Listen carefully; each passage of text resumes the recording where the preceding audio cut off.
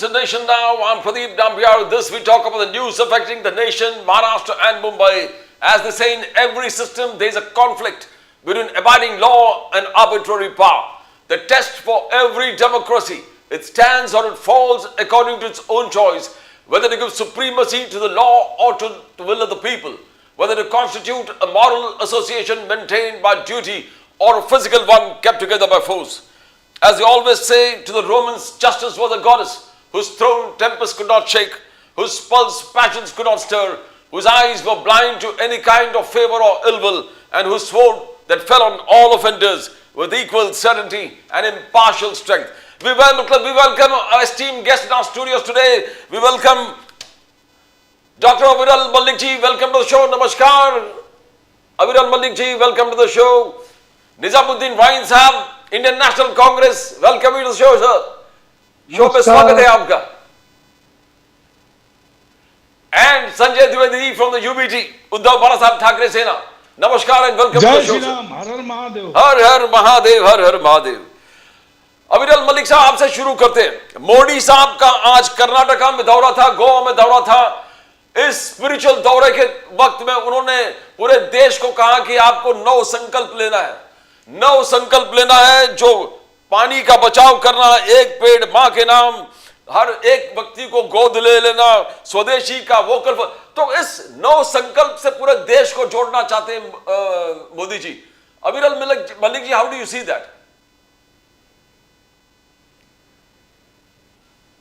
जी नहीं, देखिए, जहां तक विषय एक तरीके से पर्टिकुलरली माननीय प्रधानमंत्री मोदी जी का, तो ये बिल्कुल स्पष्ट है. अगर 9 संकल्पों की बात कर ली जाए, राष्ट्र की बात कर ली जाए, राष्ट्र की चिंता की बात कर ली जाए, तो निश्चित रूप से हमारी सरकार माननीय मोदी जी के नेतृत्व में कर रही है.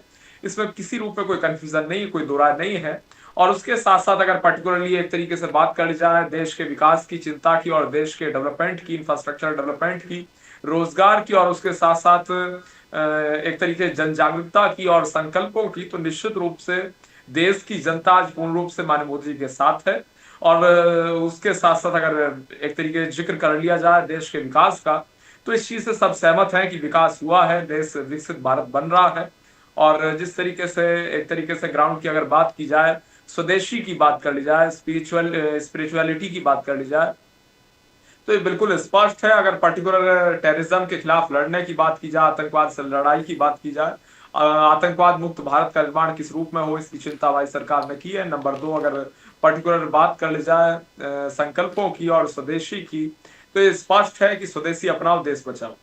और ये स्वामी रामदेव जी के द्वारा भी इस विषय को लंबे समय तक चलाया गया देश के अंदर, और जनता को जगाने का एक तरीके से काम किया गया, सिटीजन्स को जगाने का काम किया गया. और उसी प्रकार से माननीय मोदी जी के नेतृत्व की अगर बात की जाए, केवल हम बोलते नहीं है, करके दिखाते हैं, बल्कि मेक इन इंडिया की बात करते हैं, इसकी डेवलपमेंट की बात करते हैं, योजनाओं को चलाना विश्वास रखते हैं. केवल वो फाइलों तक सीमित उन योजनाओं पर ना रखा जाए, बल्कि वो जमीनी स्तर पे इम्प्लीमेंट हो, और इम्प्लीमेंट किस रूप में हो रही है कि नहीं हो रही है, उसका फीडबैक लिया जाए. इस क्षेत्र में भी निश्चित रूप से हम चिंतित रहते हैं. और वो धरातल पे आज स्पष्ट रूप से योजनाएं नजर आ रही हैं और परिवर्तन हो रहा है. राष्ट्र उस परिवर्तन का साक्षी बन रहा है और गौरवान्वित महसूस हो रहा है हर व्यक्ति. निजामुद्दीन वाइन साहब from Indian national Congress. Nizamuddin wine साहब, गए बार जो आपने स्टेटमेंट दिया था, जो ध्वज, जो धर्म ध्वज पर और राम मंदिर पर, वो बहुत वायरल हो गया. आपने जब कहा कि कोई भी मुसलमान राम मंदिर के खिलाफ नहीं, यहां नहीं बनेगा तो कहां बनेगा, बहुत वायरल हो गया पूरे देश में. We appreciate that, want to tell you that. आज मोदी जी के 9 संकल्पों के बारे में किस प्रकार से देखते हो आप, निजामुद्दीन वाइन साहब? अभी मैं डॉक्टर साहब को सुन रहा था, मलिक साहब को. हाँ. मलिक साहब ने बड़ी अच्छी, जैसे कथा बोलते हैं ना, साहब याद करके पंडित जी कथा आते और बोल देते. उन 9 संकल्पों में से जो इन्होंने एक लास्ट में कहा कि स्पिरिचुअल यानी धार्मिक, तो धार्मिक के बारे में मैं मलिक साहब को बता दूं कि इस वक्त भारत जो है पूरी दुनिया में मटन सप्लाई का पहला नंबर आ रहा है. अभी तक दूसरा था, 2-3 दिनों में पहला आ जाएगा. और उनमें से भी गऊ का मान सप्लाई करने वालों में से मुंबई में पहला नंबर आ गया. दूसरी चीज है कि मोदी जी अभी इन्होंने कहा कि साहब स्वदेशी अपनाओ, मोदी जी का नारा है ना सर. ये अभी डॉक्टर साहब ने कहा, मैंने तो मोदी जी को कभी सुना नहीं कि स्वदेशी अपनाओ की बात करते हैं. वो जब भाषण करते होंगे जरूर आता होगा. तो स्वदेशी अपनाने का माननीय प्रधानमंत्री के पांव की जूती से लेकर सर में इस्तेमाल होने वाले सारे सामान, सारे विदेशी हैं, एक भी स्वदेशी नहीं है, एक भी सिंगल कोई बता नहीं सकता कि उन्होंने कभी कोई चीज स्वदेशी यूज किया हो। वो जो भी चश्मा यूज करते हैं, घड़ी यूज करते हैं, पेन यूज करते हैं, कपड़े यूज करते हैं, जूता यूज करते हैं, जितना यूज करते हैं वो भले पूजा के दौरान खड़ाऊ पहन लें या और दिखावा करने के लिए, चूंकि वो मास्टर आदमी है दिखाने के, तो वो कभी स्वदेशी का उन्होंने खुद क्या प्रचार किया, खुद कितना पहना, खुद कितना चल के गए स्वदेशी के लिए, तो वो एक चीज है। दूसरी चीज, अभी डॉक्टर साहब ने कहा कि बहुत बड़े पैमाने पर देश में हमने आतंकवाद खत्म करने की बात की। सर, 11 वर्षों में आपने आतंकवाद को जन्म दिया, और जन्म क्यों नहीं आप देंगे? क्योंकि आरएसएस खुद आतंकवाद की जननी है। जिसके पास हथियारों का जखीरा हो, जिसके पास विदाउट लाइसेंसिंग सारा कुछ हो, जिसके पास कभी पुलिस नहीं गई हो, जिसके चीफ को फुल फ्लैश सिक्योरिटी, ना वो सरकार के किसी पद पर है, ना वो किसी चीज पर है, तो ऐसे में आप कैसे आतंकवाद की बात कर सकते हैं? दिल्ली आपके नाक के नीचे हो गया, उसके पहले की जितनी घटनाएं हुई सब आपके सरकारों में हुई हैं। तो आप इस बात को कैसे कह सकते हैं डॉक्टर साहब कि नौ जो है उन्होंने संकल्प लिए हैं? दिखावा करना, संकल्प लेना और काम करना सब अलग अलग चीजें हैं।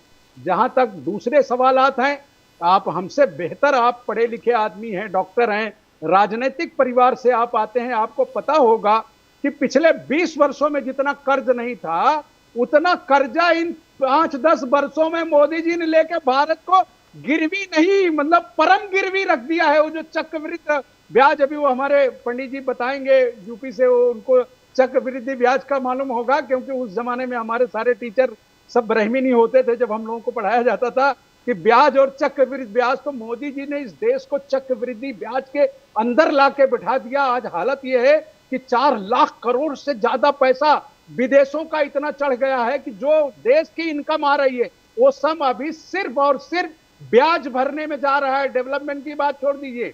जहां तक धर्म डेवलपमेंट की बात है, भारत में धर्म डेवलपमेंट करें, और यही होना चाहिए, क्योंकि हमारा देश कोई ऐसा नहीं कि आज धार्मिक बना।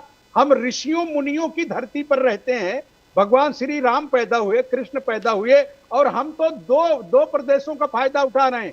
मुंबई में भगवान गणेश जी के साथ पूरा शहर है, तो बनारस में हमारे पंडित जी के साथ भगवान शिव है।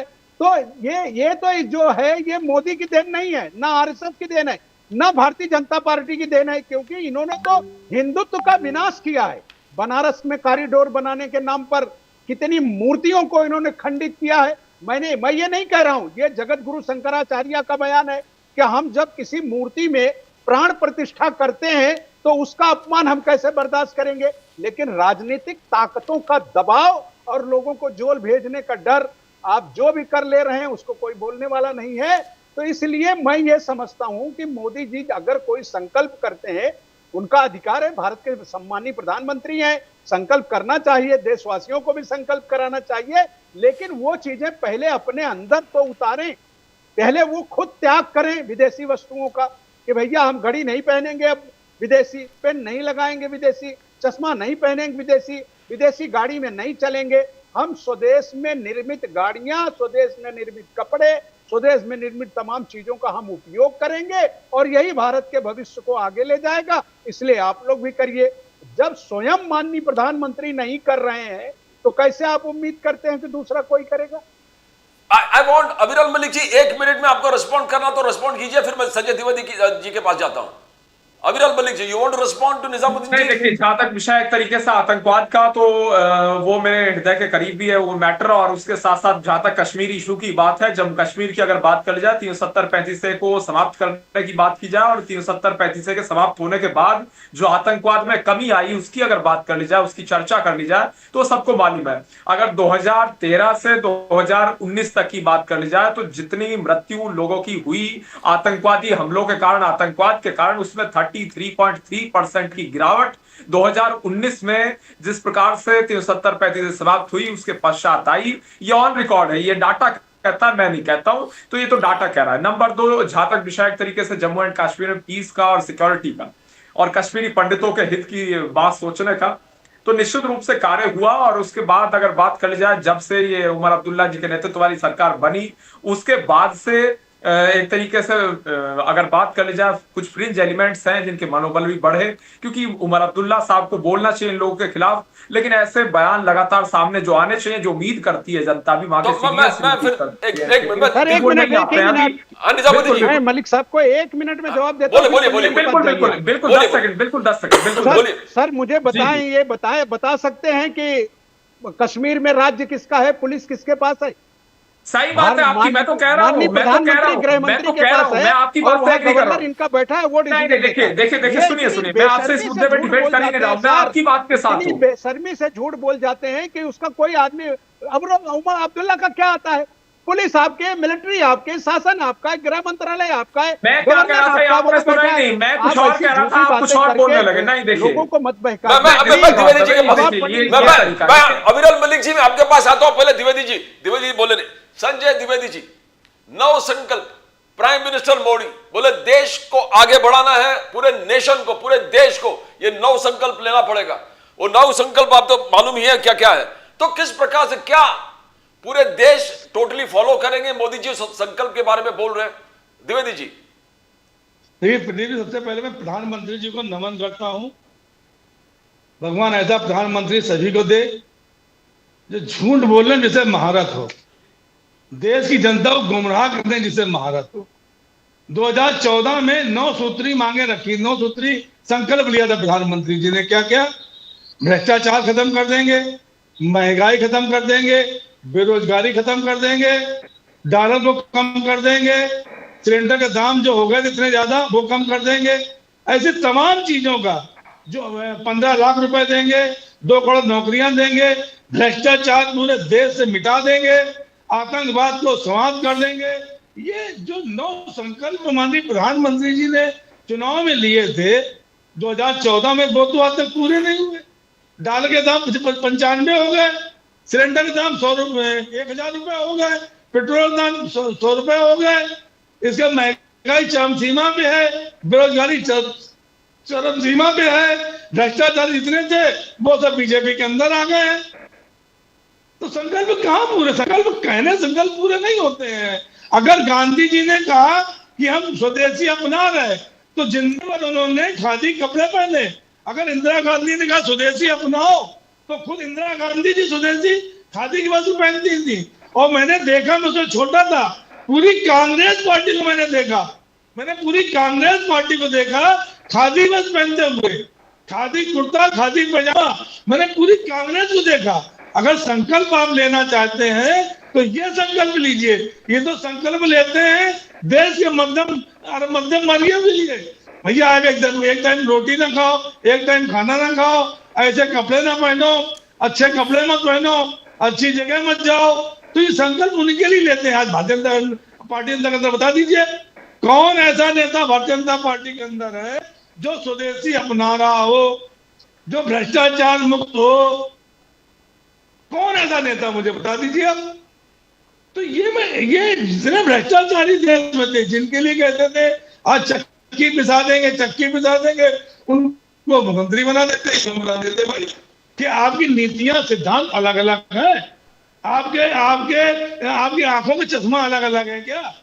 जब वो उद्धव ठाकरे के संग होते हैं, जब वो शरद पवार जी के साथ होते हैं, या दूसरी पार्टी अरविंद केजरीवाल संग होते हैं, तो वो शराब घोटाला करते हैं और दूसरे आदमी दूसरा घोटाला करते हैं। जब आपके अंदर आ जाते हैं तो 2000 करोड़ उनकी जो ईडी ने उनके जो जब्त किए थे वो माफ हो जाते हैं। पार्थ पवार, जिनके ऊपर 1800 एकड़ जमीन, 1800 करोड़ रुपए की जमीन खरीद रहे थे, 300 करोड़ में आज उनके खिलाफ क्या हुआ?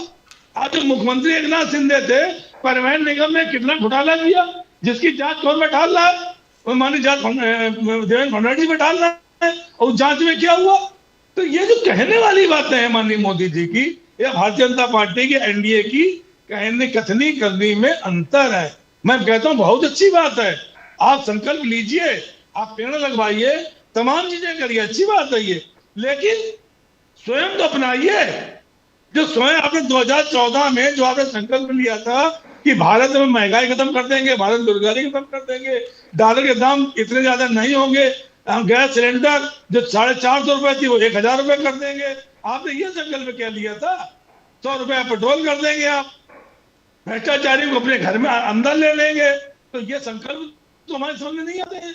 तो जो संकल्प आप 2014 से 2025 तक जो पहले वाले संकल्प लिए थे वो आप पूरे नहीं कर पाए। नहीं कर पाए अविरल मल्लिक और नए संकल्प आप ले रहे हो। तो ये चीज समझ में नहीं आ रही हमारे को। डॉक्टर मल्लिक हमारे दिमाग में, मैं प्रधानमंत्री के विरोध में नहीं हूँ, प्रधानमंत्री में दोबारा नमन करता हूँ, लेकिन प्रधानमंत्री जी की नीतियां, जुमले, ये जो चीजें हैं वो मैं समझ नहीं पाता हूँ। बस बाकी जनता में समझ जाती है। डॉक्टर अविरल मल्लिक जी 10,000 रुपए बिहार में बांट दिए, कोई पूछने वाला नहीं। 7,500 रुपए महाराष्ट्र में बांट दिए, कोई पूछने वाला नहीं, कोई रोकने वाला नहीं। वाह भाई वाह। मैं पूछता हूं द्विवेदी जी, मैं पूछता हूं डॉक्टर अविरल मल्लिक जी, पुराने संकल्प तो पूरा नहीं किए, नए संकल्प लोगों को थोप दिए।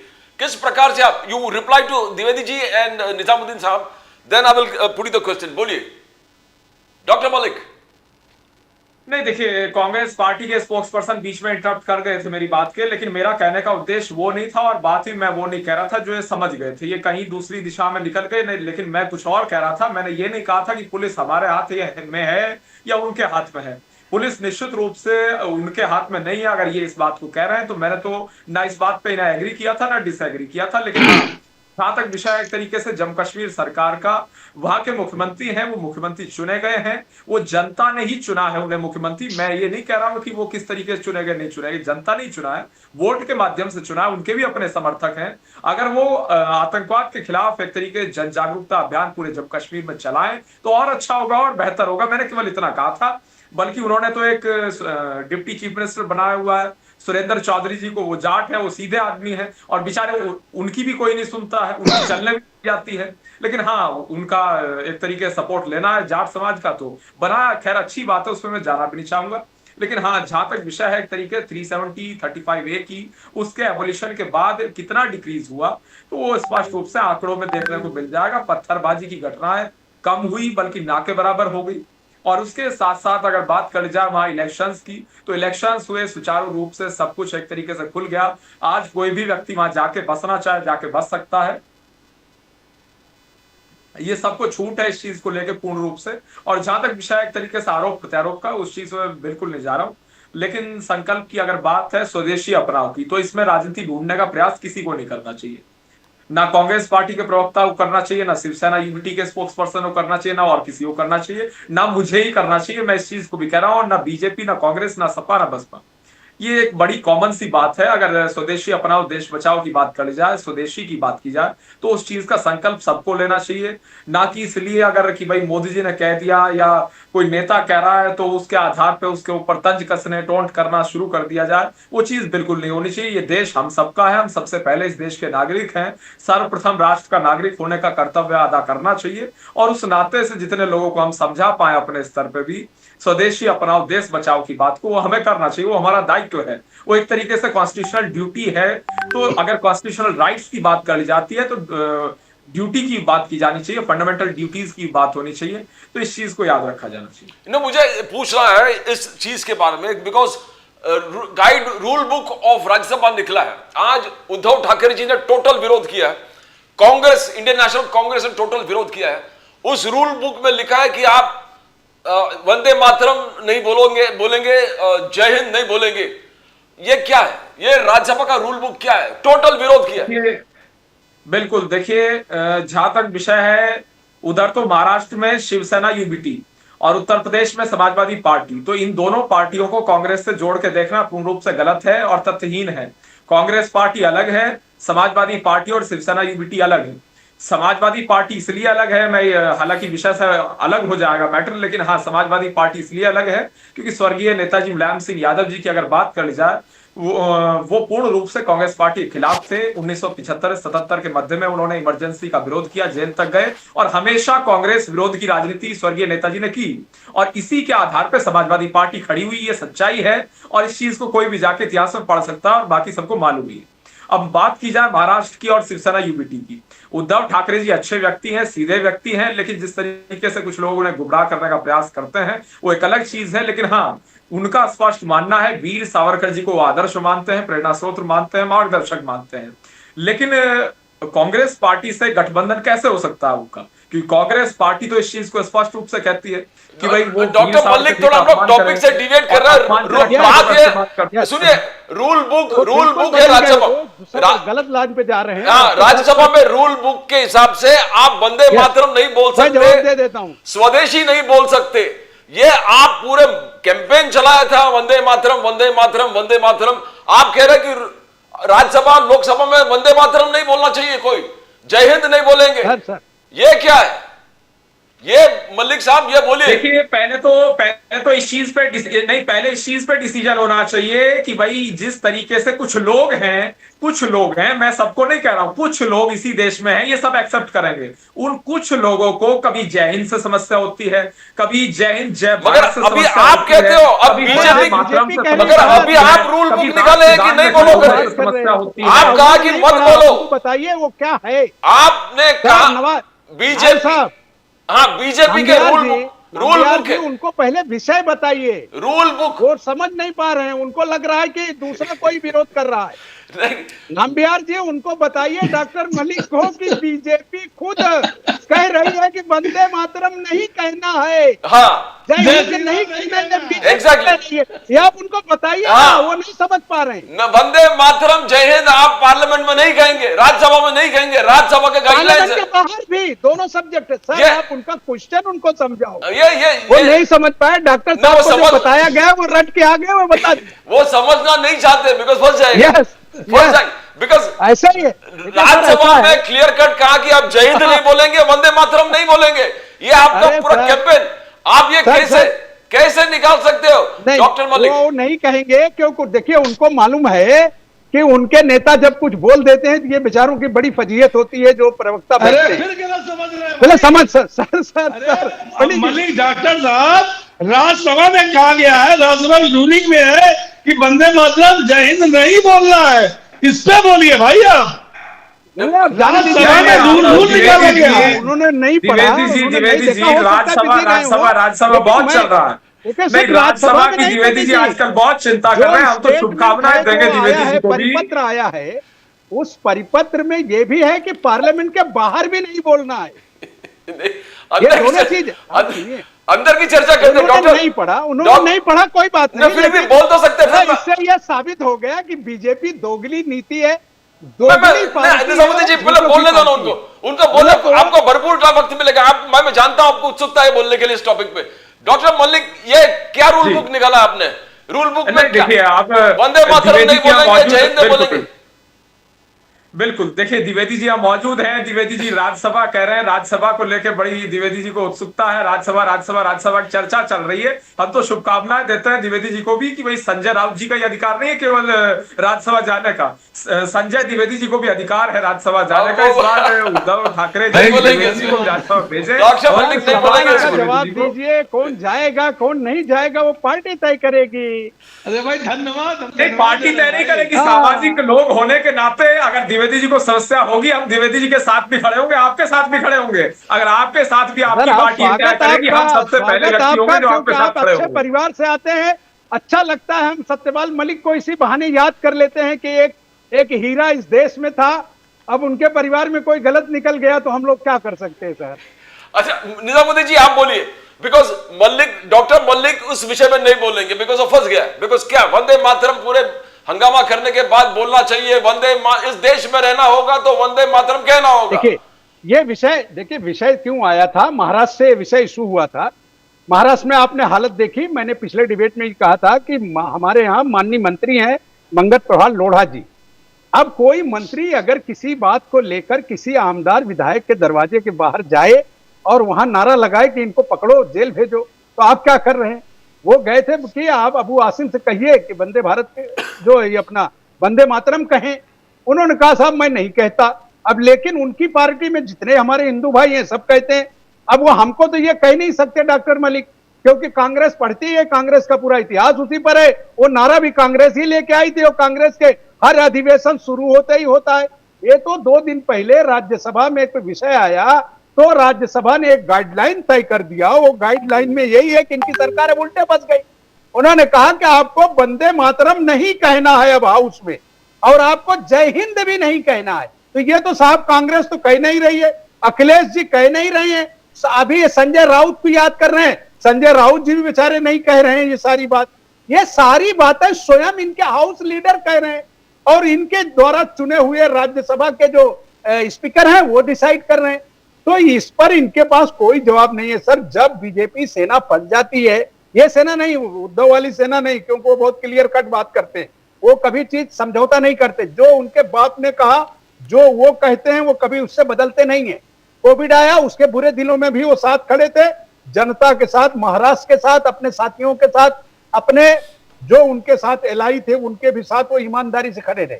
बीजेपी हमेशा बेईमानों के साथ खड़ी होती है और जो फंस गया उसको तोड़कर उसको अंदर लाओ और उसके बाद उसको खत्म कर दो, ये काम में रहती है। लेकिन जब कोई चीज झूठी बातें आती है और वो इनकार कर जाते हैं। अब बड़े फंस गए हैं, क्योंकि रोज नारा लगाते थे कि इस देश में विधायक जो हैं दूसरे दलों के, जो मुस्लिम विधायक है, वो कभी हिंदू विधायकों के पास नहीं गए, वो दलित विधायकों के पास नहीं जाते, मुस्लिम विधायकों के घर के बाहर गए थे मंत्री। पहले बात तो मंत्री को बर्खास्त करना चाहिए, गवर्नर साहब को, इसलिए कि राज्य का मंत्री जाए, ये शर्म की बात है। हाँ, उनका पक्ष जो है, जो भारतीय जनता पार्टी है, उसका अध्यक्ष, उनकी पार्टी देश में जहां चाहे आंदोलन करें, क्योंकि वो दल है। लेकिन जब आप सरकार में संविधान की कसम खा लें तो कोई चीज लागू कराने के लिए मंत्री को जाने की क्या जरूरत है।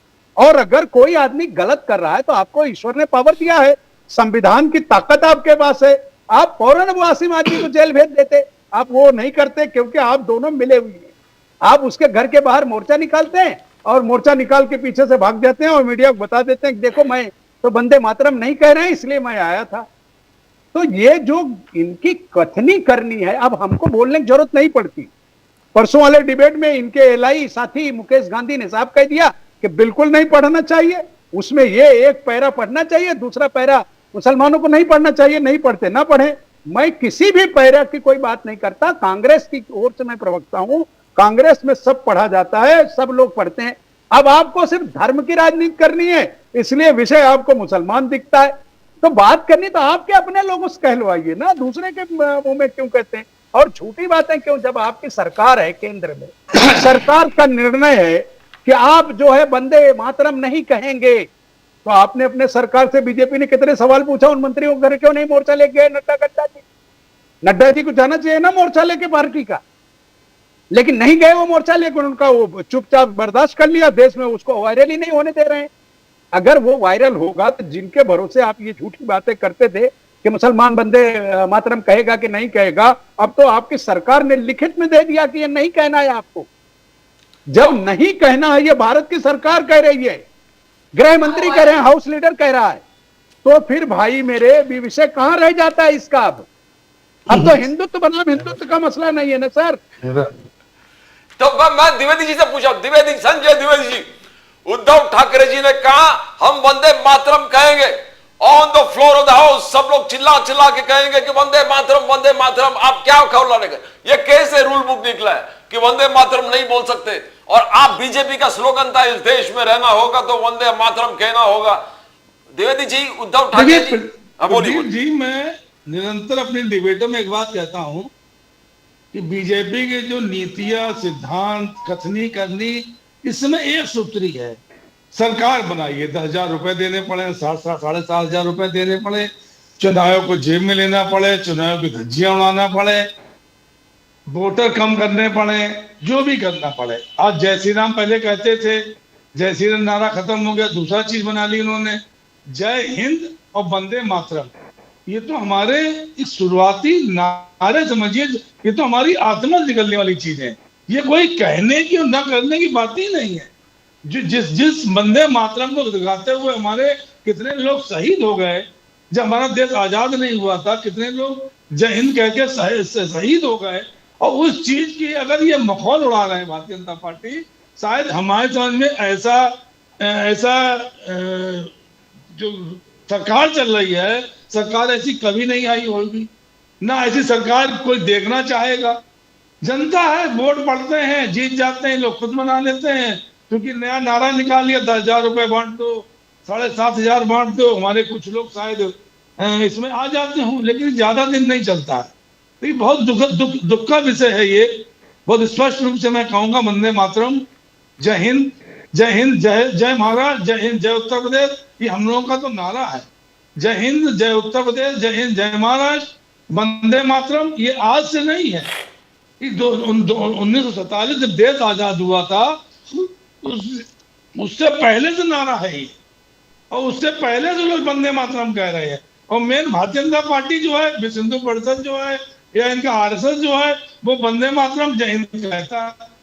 अब किन नीतियों पे चलना है मलिक जी की पार्टी, ये मेरी समझ में नहीं आती है। देखिए, मैं बार बार इसीलिए कहता हूँ, भारतीय जनता पार्टी के अंदर जितना झूठ है, जितना फरेब है, जितना दिखावा है, वो शायद आज तक 75 साल की किसी सरकार में नहीं रहा होगा। ये जो 2000 करोड़ का अपना राष्ट्रीय कार्यालय बनवा लेते हैं दिल्ली में, और कांग्रेस 56 साल राज्य की, और वो 2000 करोड़ का कार्यालय नहीं बन पा पाई। 7 स्टार होटल वाली सुविधाएं 56 लगभग 56 होंगे उनके कमरे, उनमें वो सुविधाएं हैं। तो ये कौन कर रहा है? 20-20 करोड़ रुपए के जिला कार्यालय खोल दिए गए। तो जो पार्टी चल रही है आज के, उस पर चल रही है। ये उनकी कोई नीतियां नहीं है। विधायक 50 होके देके खरीद लीजिए, चाहे पार्टी तोड़नी हो 50 होके तोड़ दीजिए, ईडी सीबीआई का आरोप लगा दीजिए। जब वो पार्टी में आ गए तो वो आरोप खत्म हो गए। संजय राउत जी को पकड़ा गया शराब घोटाले में, पूरी सरकार इन्होंने बदनाम की। क्या वो शराब घोटाले का जिनको पकड़ा था उन पर कोई आरोप बना? कोई आरोप नहीं बना। एक टीवी चैनल को बेचना था इनको, और उन पर सीबीआई लगा दी उन्होंने। इतने साल चला, बाद सीबीआई कहती साहब मेरे पास इनके खिलाफ कोई सबूत नहीं है, और वो चैनल बिक गया। मतलब इस तरह से जब कब्जा देश में किया जाएगा बहुत, तो मुझे ईस्ट इंडिया कंपनी की याद आती है। मैं सोच रहा हूँ कि आने वाले दिनों में अगर इनकी सरकारें रही, तो जो ईस्ट इंडिया कंपनी ने पूरे देश पर कब्जा किया था, पूरे भारत को गुलाम बना दिया था, ये भी इन ताकतों के रूप में भारत को गुलाम बना देंगे। जो चाहेगा वो पार्टी तोड़ेगा, जो चाहेगा जेल जाएगा, और जो चाहेगा जैसा चाहेगा वैसा होगा। तो मैं ये हमारी परंपरा नहीं है, ये हमारी सांस्कृतिक नहीं है, ये तानाशाही कहलाती है। ये कोई प्रजातंत्र नहीं है, ये लोकतंत्र नहीं है। अगर लोकतंत्र प्रजातंत्र हमको बहाल करना है, तो इन चीजों पे हमको देखना पड़ेगा, समझना पड़ेगा। और देश की जनता से मैं अपील करता हूँ, देश की जनता को देखना पड़ेगा कि इस तरह की चीजें हो रही है, वो देश हित में है या नहीं है, ये जनता को सोचना है। महंगाई बढ़ रही, बेरोजगारी बढ़ रही। यही विषय मैं डॉक्टर मलिक से पूछता हूँ। द्विवेदी जी, बहुत इंपॉर्टेंट विषय आपने उठाया। पैसे देकर वोट को खरीदना। शरद पवार जी, उनका अखिलेश यादव जी, राहुल गांधी जी, सबका कहना है कि ये एक नया तरीका है कि काम के बल पर आप नहीं चुन के आएंगे, पैसा बांट कर आप सरकार बनाएंगे और जीतेंगे। ये मालवण में डॉक्टर मलिक एक गांव मालवण में, महाराष्ट्र कोंकण में, वहां 25 लाख रुपया रात को पकड़ा गया। मीन्स एक छोटा अमाउंट है, बट पूरे महाराष्ट्र में चल रहा लोकल बॉडी से पैसा फेंको। जिस प्रकार से द्विवेदी जी बोल रहे कि पैसे बांट रहे, शरद पवार साहब बोल रहे, राहुल गांधी जी बोल रहे, अखिलेश यादव जी बोल रहे, पैसे का खेल हो गया है, लोकतंत्र नहीं है। डॉक्टर मलिक जी, नहीं देखिए, जहां तक विषय एक तरीके से लोकतंत्र का, तो ये लोकतंत्र है। लोकतंत्र आज पूर्ण रूप से मजबूत है। देखिए, लोकतंत्र मजबूत है कि नहीं है, इस चीज पर अगर मैं टिप्पणी कर दूं, दूसरा व्यक्ति कह देगा कि नहीं, लोकतंत्र बिका हुआ है, लोकतंत्र मजबूत नहीं है, लोकतंत्र कमजोर है, लोकतंत्र धराशायी हो चुका है। तो इस चीज पे राय के आधार पर डिबेट करना मैं समझता हूं गलत है। तथ्यों के आधार पर अगर की जाए तो इससे सब एग्री हो गए। इमरान मसूद जी हैं, वो भी सहारनपुर से मेंबर पार्लियामेंट हो गए, एक अलग बात है, लेकिन कांग्रेस पार्टी के नेता हैं, वरिष्ठ नेता हैं, और उन्होंने क्या बात कही थी वो तो सबको मालूम होगा। बोटी वाला बयान दिया था, उसके ऊपर उस बयान के बाद उनके ऊपर कोई कार्रवाई हुई कि नहीं हुई? कोई किसी रूप में कार्रवाई नहीं हुई, बल्कि उन्हें तो एमपी का टिकट और मिल गया और जीत के वो लोकसभा चले गए। बोटी का बयान दिया था, इस देश के प्रधानमंत्री के लिए दिया था।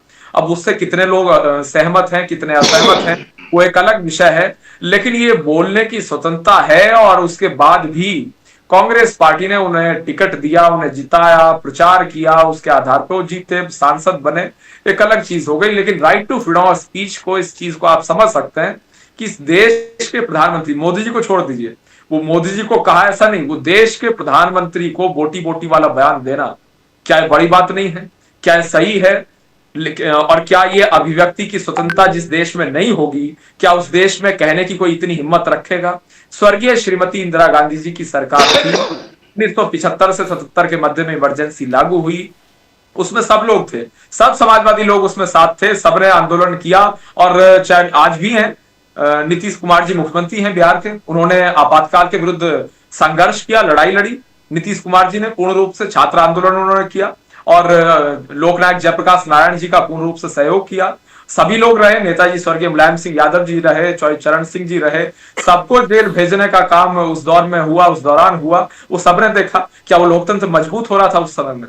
क्या वो लोकतंत्र की मजबूती के लिए इमरजेंसी इंप्लीमेंट की गई थी? और उसके साथ नहीं, 2 मिनट, केवल 2 मिनट। और उसके साथ साथ इतना ही नहीं कि उतना ही नहीं, उसके साथ साथ जिस तरीके से प्रेस की बिजली काट दी गई और कोर्ट्स को अपनी मुट्ठी में ले लिया गया, प्रेस समाप्त कर दी गई कि अखबार ही नहीं छपेंगे, किसकी हिम्मत है वो अखबार छाप देगा। ये आज भी है, सबको मालूम है, और ये किताबों में लिखा हुआ है बकायदा। मैं झूठ बोल रहा हो सकता हूं, लेकिन किताबें, तथ्य, रिकॉर्ड्स और उसके साथ साथ जितनी भी न्यूज चैनल्स की वीडियोस हैं उस दौरान की सारी चीजें हैं, वो झूठ नहीं बोल सकती। हजारों गवाह हैं, सबको जेल भेजा। किसान नेता चौधरी चरण सिंह जी को जेल भेजा और लोकनायक जयप्रकाश नारायण जी को जेल में ठूस दिया।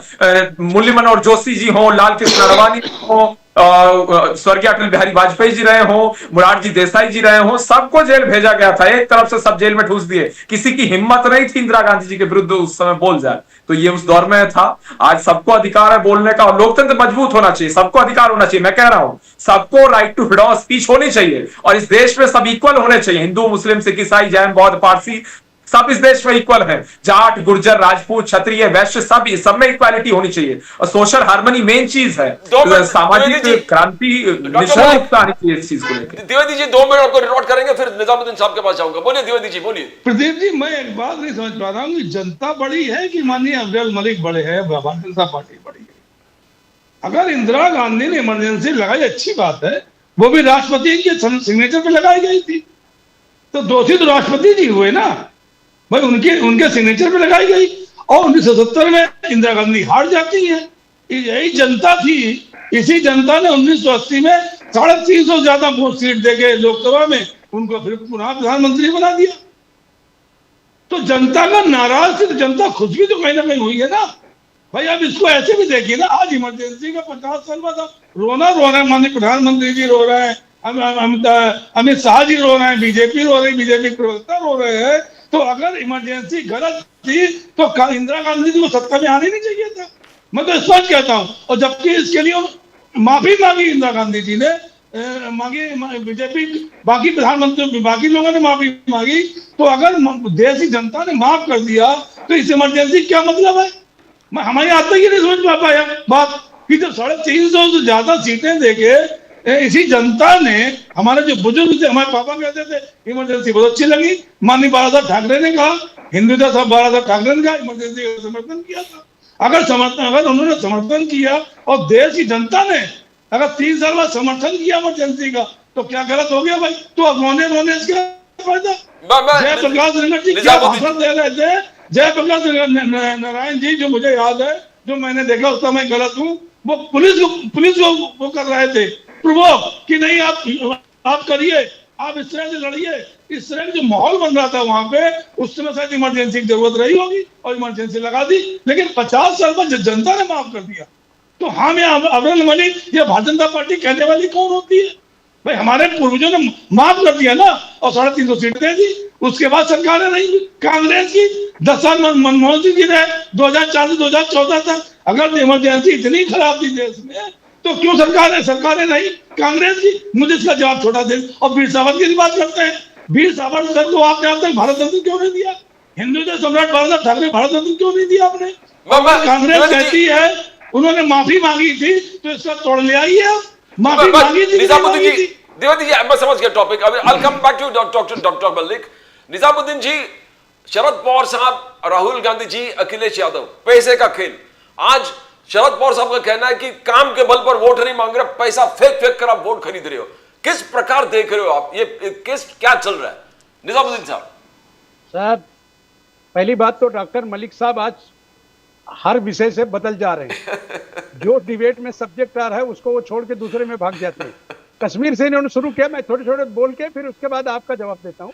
कश्मीर पर बात कर रहे थे आतंकवाद की, वहां रूबिका अरेस्ट हुई थी, जो है मुफ्ती साहब की बेटी, रूबिया, उनको पकड़ के आतंकवादी ले गए थे। ये नहीं, जो उन छोटी बेटी हैं जो मुख्यमंत्री बनी, वो नहीं, वो आतंकवाद से जुड़ी थी। ये बात भारत के आरएसएस को पता था अच्छे से, क्यों उनके साथ सरकार बनाने गई। आतंकवादियों के साथ सरकार किसने बनाया कश्मीर में? इन्होंने बनाया, क्योंकि इनको सत्ता का मलाई चाहिए। जैसे हमारे पंडित जी ने अभी कहा कि सत्ता दिखे तो इनके लिए सब गुनाह माफ है। वही काम ये अभी देश में कर रहे हैं। इनको एक बात समझ गई है कि मुस्लिम्स के अगेंस्ट बयान करो, मस्जिद के अगेंस्ट बयान करो, और अपने ओर से धर्म की बात करो, और लोगों को, जिससे कोई सवाल इनसे ना पूछे कि साहब आपने ये काम वादा किया था, आपने नहीं किया। कल की घटना बता रहा हूं, आपके पास अभी वीडियो क्लिप है, आप चाहिए तो देख सकते हो। कल किरीट सोमैया को जनता ने रोड पर पकड़ा। किरीट सोमैया बयान दे रहे थे कि हमने बांग्लादेशियों को अरेस्ट करवाया, रोहिंग्या को अरेस्ट कराया। एक आदमी आके उनके मुंह के पास जबरन लगा दिया। उसने बोला कि किरीट साहब, आप ये बताइए कि देश की ऐसी कौन सी मजबूरी है कि आप हसीना को झेल रहे हैं और बांग्लादेशियों का घर तोड़ रहे हैं? क्योंकि अभी जो मलाड वाला इशू हुआ है, डॉक्टर मलिक साहब ये सुन लें, 70% घर उत्तर भारतीयों के तोड़े गए। सब उत्तर भारतीय हिंदू हैं, 70%। अगर कम हो जाए तो मैं राजनीति से इस्तीफा दे दूंगा। सिर्फ इसलिए तोड़ रहे हैं कि जो मोदी जी के 2 बगल बच्चे हैं, उनको वो जमीन देनी है। तो अब वहां टारगेट बना दिया उन्होंने असलम खान को कि वो पाकिस्तानी है। अरे वो राज्य का मंत्री रहा है, वो लगातार 4थी टर्म विधायक है, 10 साल कारपोरेटर रहा है, और हिंदू वोटों से जीत कर आता है सर। वहां गुजराती मारवाड़ी उसके वोटर हैं। वो मुस्लिम तो एक ही बेल्ट है, उसमें से एमआईएम को देते हैं, अलग अलग देते हैं। तो वहां बयान जो है इनका, मुंबई अध्यक्ष बीजेपी का इस तरह की बेहुदा बयान देता है। तो जब इनके पास कोई विषय नहीं रहता, तो अब इनको एक नया स्टंट मिल गया कि भैया पैसा दे दो और वोट ले लो। गरीबों को पता नहीं है। इमरजेंसी के बारे में पंडित जी ने बहुत अच्छी बात की। पूरे देश में आप उनकी चर्चा सुनिए। अभी मैं भी पढ़ रहा था, किसी जगह मैंने किसी का स्टेटमेंट भी देखा कि साहब इमरजेंसी से 2 लोगों की तकलीफ थी। इनको तकलीफ थी जिनकी बैंकें जो है इंदिरा गांधी ने तोड़ के देश को नेशनलाइज कर दिया, वो बैंकर्स को तकलीफ थी। कुछ बड़े उद्योगपतियों को तकलीफ थी, क्योंकि वो अपनी मनमानी नहीं कर पा रहे थे, तो इंदिरा जी को ये मजबूरन करना पड़ा। देश की आम जनता ने इमरजेंसी का विरोध नहीं किया। डॉक्टर मलिक, ट्रेनें टाइम पर आई, पुलिस ड्यूटी के लिए तैनात मिली, लोगों को राशन मिला, लोगों के पढ़ने लिखने के सारे संसाधन तैयार किए गए। आज उसके बावजूद भी लोकतंत्र होने के नाते हमारे सब नेताओं ने माफी मांगा देश से कि अगर देश को लगता है कि इमरजेंसी हमने गलत किया तो हम देश के सामने माफी मांगते हैं।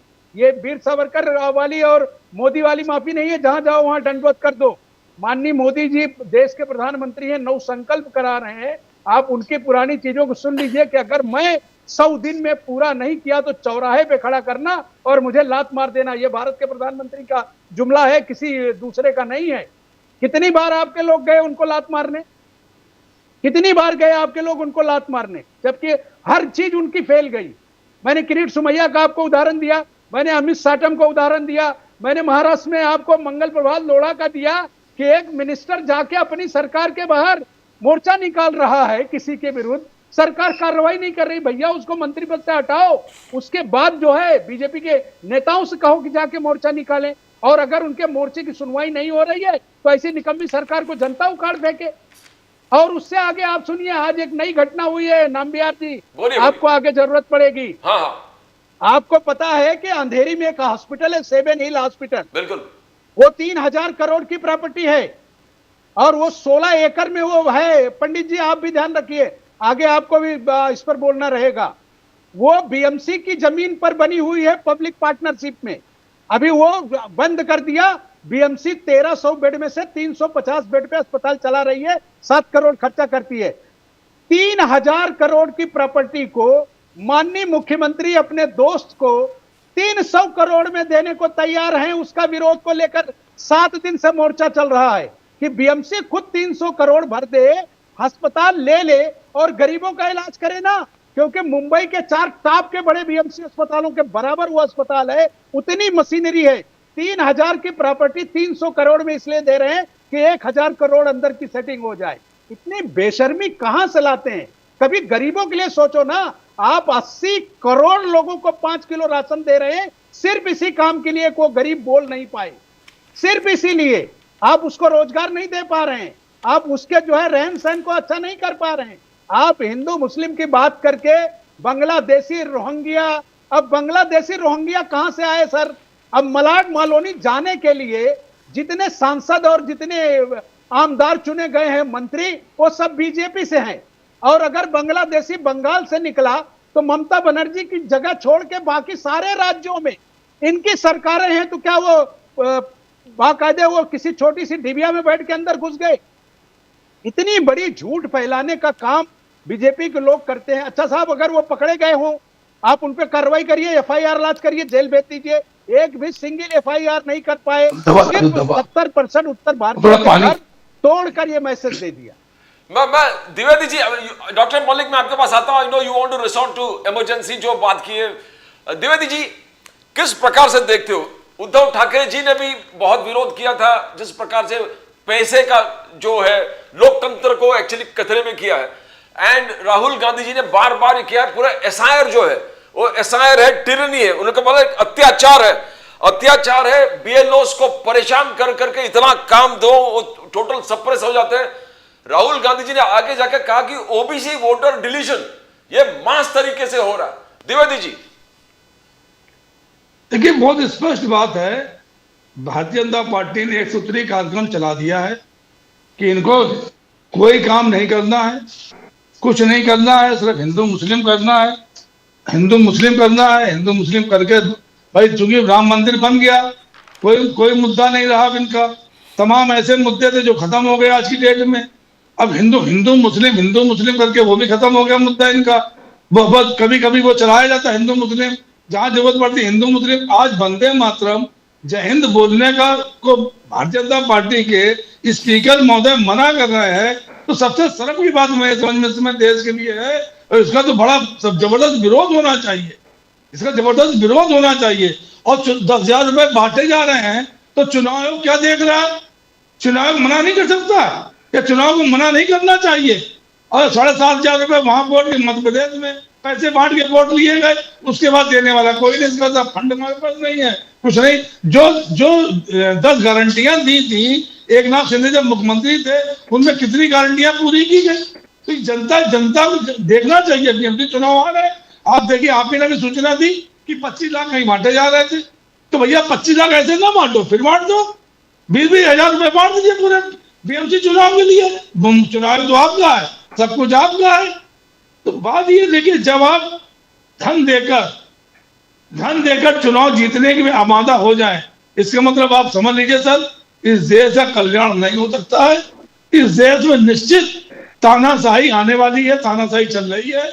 और जो भी हमारे मलिक जी कह रहे थे साहब लोकतंत्र प्रजातंत्र है, तो मुझे मलिक जी बता दें कि लोकतंत्र प्रजातंत्र कहाँ है जब चुनाव आयोग में चुनाव के संविधान के तहत पार्टी रजिस्टर्ड की जाए और विधायकों के आधार पे शिवसेना तोड़ दी जाए और एनसीपी तोड़ दी जाए, तो बताइए लोकतंत्र प्रजातंत्र कहाँ रहा? मैं आज तक नहीं समझ पा रहा हूँ। अब आप कहेंगे साहब तो कोर्ट जाइए, अरे भैया कोर्ट में तो मुसीबत है, कोर्ट में तारीख पे तारीख पड़ती है।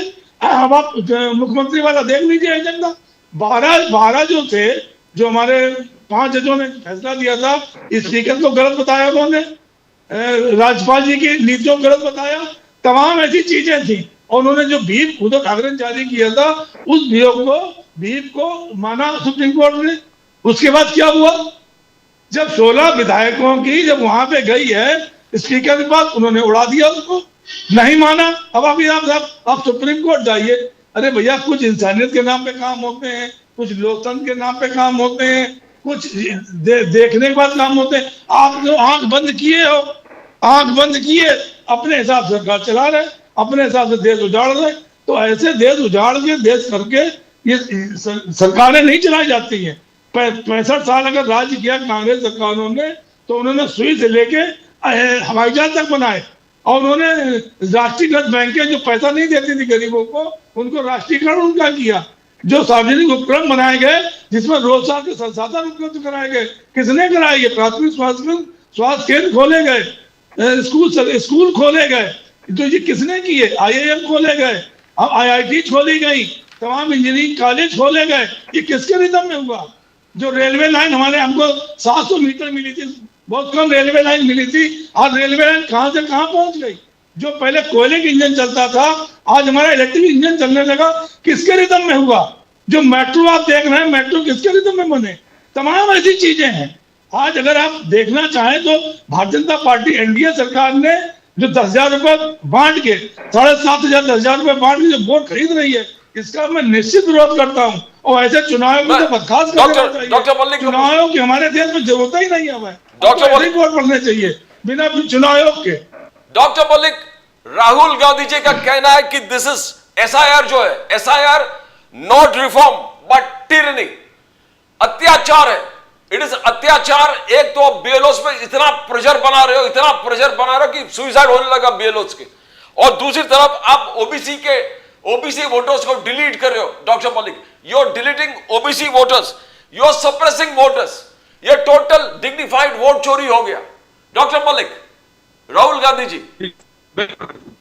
देखिए, जहां तक विषय एक तरीके से लोकतंत्र का, प्रजातंत्र का, संविधान का, राष्ट्र की रक्षा का, राष्ट्र की सुरक्षा का, संविधान की सुरक्षा का, संविधान को बचाने का, संविधान के इम्प्लीमेंटेशन का, और उसके साथ साथ द्विवेदी जी ने बात की थी इमरजेंसी की भी। इमरजेंसी को एक तरीके से कुल मिला के सही ठहरा दिया था। जो हो गया सो हो गया, जो जेल में गए थे गए, बाहर आ गए तो आ गए, क्या फर्क पड़ता है, कोई दिक्कत नहीं, लग गई थी लग गई, कोई दिक्कत वाली बात नहीं है। एज पर द्विवेदी जी कोई दिक्कत नहीं लगी।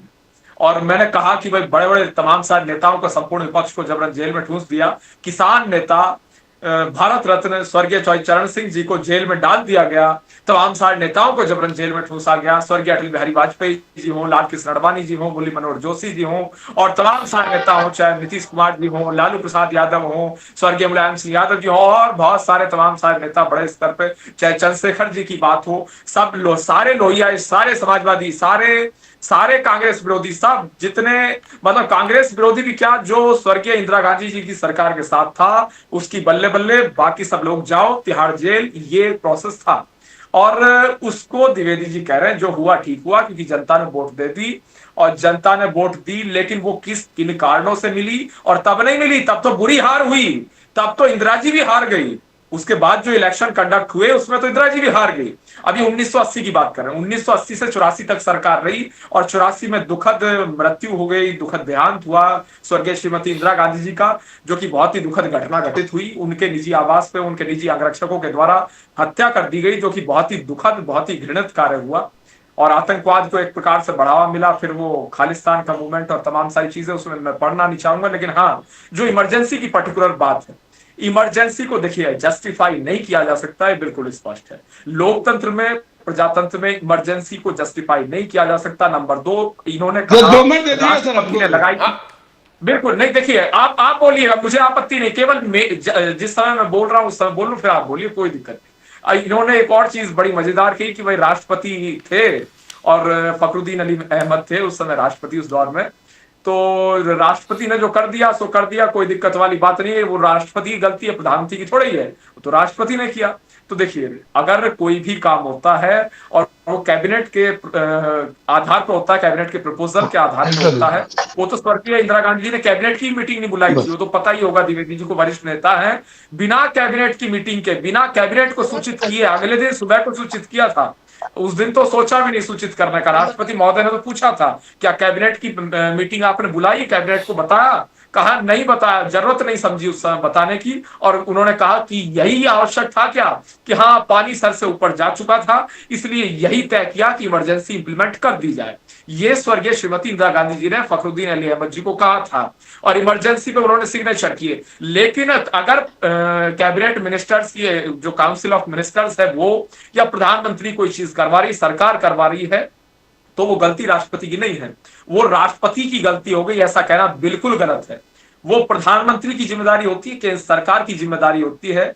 अगर इस आधार पे आप विरोध कर रहे हैं द्विवेदी जी, बहुत सारी चीजों का, बीजेपी के कामों का विरोध कर रहे हैं, आप कह रहे हैं ये मोदी जी ने किया, फिर तो अल्टीमेटली द्रौपदी मुर्मू जी या पूर्व राष्ट्रपति रामनाथ कोविंद जी साइन करते थे। फिर तो आप रामनाथ कोविंद जी या द्रौपदी मुर्मू जी को आप एक तरीके से दोष दे देंगे। तो मैं समझता हूँ ये चीज गलत है, और उसके साथ साथ इमरजेंसी के चक्कर में पड़ना ही नहीं चाहिए जस्टिफाई करने के, और कह देना चाहिए जो हो गया गलत हो गया।